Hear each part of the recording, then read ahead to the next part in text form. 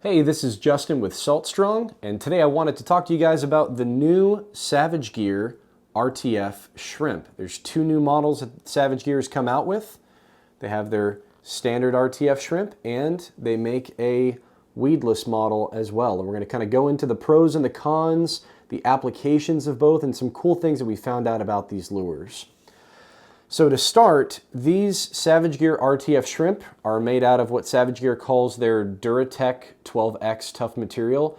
It's probably a TPE type of plastic, a thermoplastic elastomer. So similar to Z-Man in that it's very, very durable, very, very stretchy, and should hold up to a number of fish without having to change into a different lure. But something to keep in mind with all TPE plastics, this type of material is probably not best stored with other traditional types of plastics. So I would look to store this, either keep it in the packaging that it comes in or store it next to some other TPE type of plastics or more of the same type of Savage Gear shrimp, just to make sure that the material doesn't melt together or get fused with something else. So these Savage Gear RTF shrimp, they are 3.5 inches long, and they come with a 1/4 ounce pre-rigged weight here on the chin. And one thing I noticed is the difference between the standard RTF shrimp and the weedless model, other than the fact that the weedless model comes with this double fluorocarbon weed guard, is that the weight design underneath both of these lures are different. So even though you can get the 2-pack, that's the non-weedless option that doesn't have that fluorocarbon weed guard, the weight design underneath is different for both lures. And really what that does is, the performance of each lure is going to be different. This type of head is more in line with how a shrimp would perform when it's rigged on a jig head. So it's going to bounce up and down on the bottom. And because of that TPE or that Duratech material being very, very buoyant, that head's going to rest on the bottom and the tail's going to kind of float and flutter upwards when it's at rest. Now with the weedless option, you'll notice that the weight design underneath is kind of like a keel weighted hook, similar to an owner twist lock. You still have a weedless factor with this double fluorocarbon weed guard, but this lure is actually going to land a little more centered on bottom. It's not going to have that angled design like the other standard non-weedless version will be when it's at rest.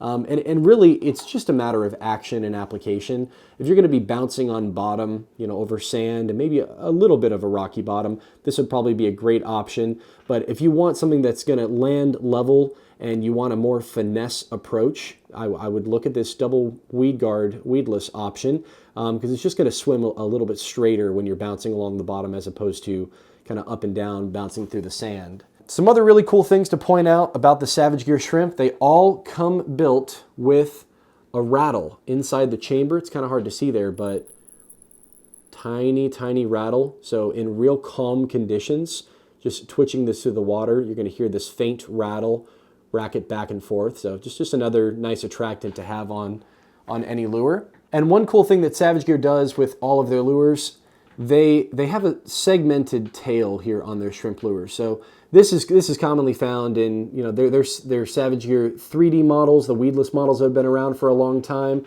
These new RTF have a segmented tail as well. Just helps with some undulation through the water when you're working.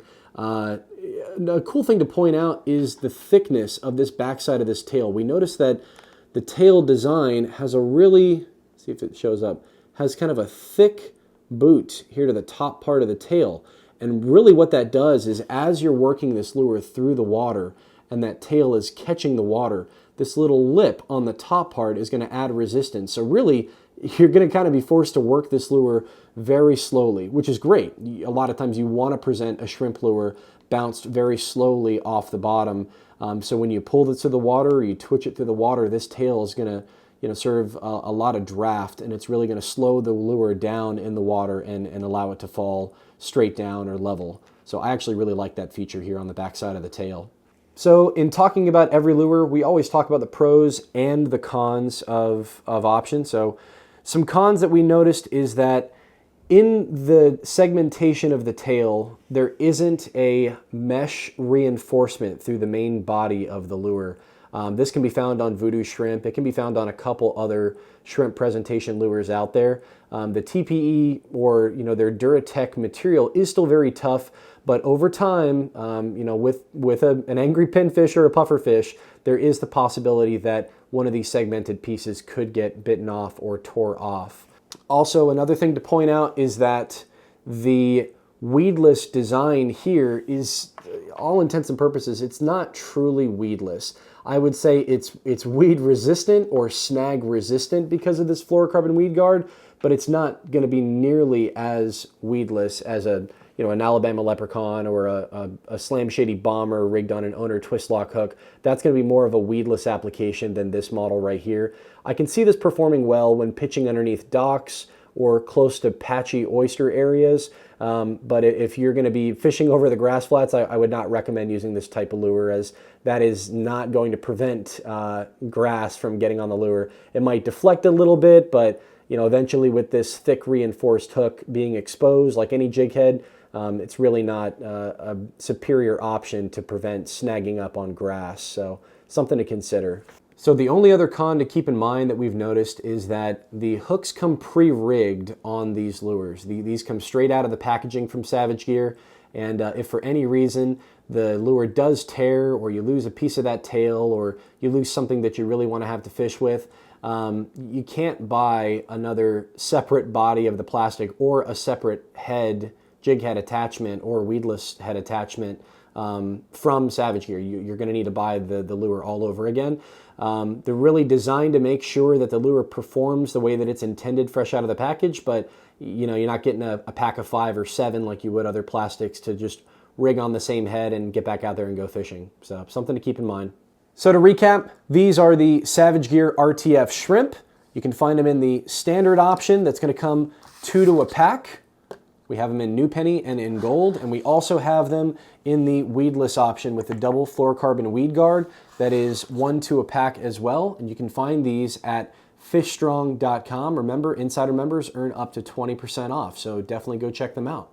And if you're new to Salt Strong, just know that we're the best online fishing club in America, because we literally guarantee that you'll start catching more fish in less time.